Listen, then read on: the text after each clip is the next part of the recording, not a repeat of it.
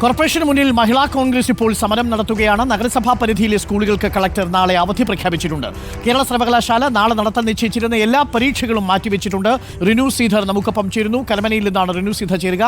Arun Solomon പൂന്തുറയിൽ നിന്നും, R Roshipal മഹിളാ കോൺഗ്രസിന്റെ സമരം നടക്കുന്ന വേദിയിൽ നിന്നും തത്സമയം ചേരും.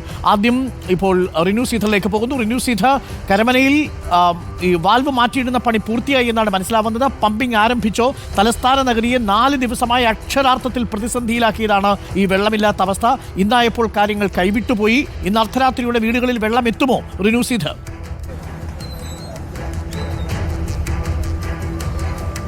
അരുൺകുമാർ, 4 ദിവസമായി തിരുവനന്തപുരം നഗരപരിധിയിൽ അല്ലെങ്കിൽ നഗരസഭയുടെ പരിധിയിൽ കുടിവെള്ളക്ഷാമം ആയിട്ട് വലിയ രീതിയിലുള്ള രൂക്ഷമായിട്ടുള്ള കുടിവെള്ളക്ഷാമം എന്ന് തന്നെ നമുക്ക് പറയേണ്ടി വരും.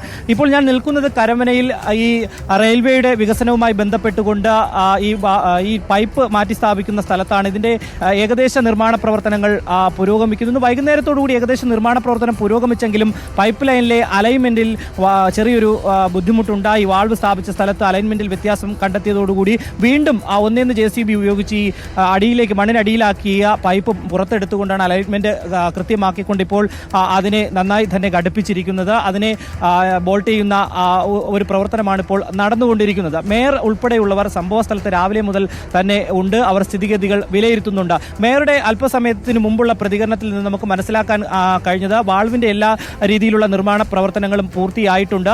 അല്പസമയത്തിനകം തന്നെ അരുവിക്കര ഡാമിൽ നിന്ന് വെള്ളം പമ്പ് ചെയ്യാനുള്ള നടപടികൾ ഈ നിമിഷവും പമ്പിംഗ് ആരംഭിച്ചിട്ടില്ല എന്നല്ലേ? തീർച്ചയായും നിലവിൽ പമ്പിംഗ് ആരംഭിച്ചിട്ടില്ല. വാൾവിന്റെ നിർമ്മാണ പ്രവർത്തികൾ ഏറ്റവും അവസാന ഘട്ടത്തിലേക്ക്, ഇനി ഏകദേശം ഒരു 15-20 മിനിറ്റിനകം തന്നെ വാൾവിന്റെ നിർമ്മാണ പ്രക്രിയ പൂർത്തിയാക്കാനാകുമെന്നുള്ളതാണ് നമുക്ക് മനസ്സിലാക്കാൻ പമ്പിംഗ് ആരംഭിച്ചിട്ടില്ല എന്നുള്ളതാണ്. വൈകുന്നേരം 4 മണിക്ക് പമ്പിംഗ് പുനരാരംഭിക്കാൻ കഴിയുമെന്നാണ് ജലവിഭവ വകുപ്പ് മന്ത്രി നമ്മളോട് പറഞ്ഞത്. മേയറും അങ്ങനെയാണ് നമ്മളോട് പറഞ്ഞതെങ്കിലും പണി പൂർത്തിയാക്കാൻ സാധിച്ചിട്ടില്ല. 2 ദിവസം മുമ്പ് പൂർത്തിയാക്കേണ്ട പണിയാണ് 4ാം ദിവസത്തിലേക്ക് നീണ്ടു നിൽക്കുന്നത്. ഒരു ബദൽ സംവിധാനവും ഒരുക്കിയിരുന്നില്ല, അത്ര ജാഗ്രത പാലിച്ചിരുന്നില്ല എന്നാണ് മനസ്സിലാക്കാനും സാധിക്കുന്നത്.